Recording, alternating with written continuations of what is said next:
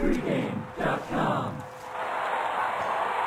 For your viewing pleasure on Sunday, we've got Marco giving out a best bet on the Arizona-Detroit game. We've got Steve giving out a best bet on the KC-Oakland game. So if you're really bored with that horrible matchup between Pittsburgh and Dallas, you've got a couple of games to really tune into this Sunday at 4 o'clock Eastern time. But the Raiders, a home favorite of 3, the total 44, and Steve's got a best bet on the total coming up in just a moment. Both defenses, Steve, of course, allow a ton of points. Their offense is a bit better now than they were weeks ago, thanks to Jamal Charles, who's getting his carries for KC. And, of course, Darren McFadden now back for Oakland takes some of the heat off of Carson Palmer's shoulders. Yeah, the McFadden is key for him to be out there. With him, you look at Oakland stats, I'm kind of like part math, but I've got the artist in me as well. So I don't just go purely on the math side. And when I look at the math, this is crazy how bad these defenses are. Both of these teams give up 6 yards per play.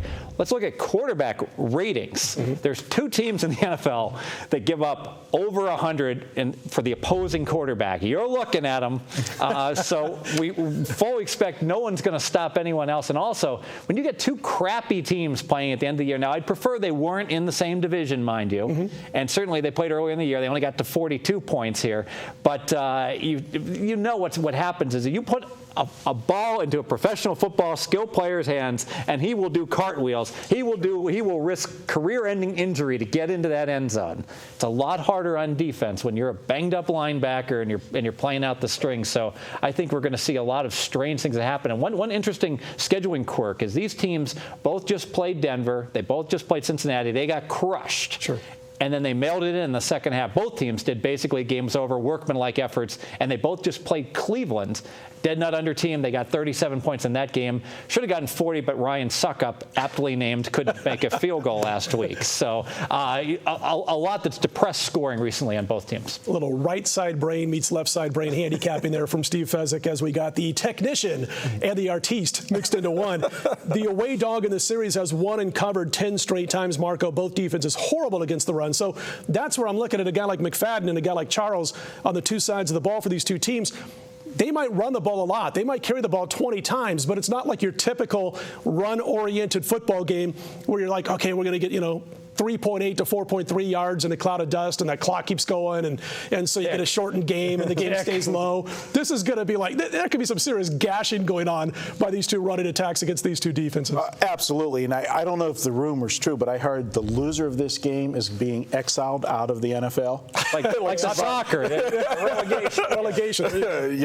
But yeah, I look at this one here. I can't disagree with you on the total because that is a great theory late in the season. I use it in every sport. I love it in the NBA, love it in football with the end of the season with garbage teams.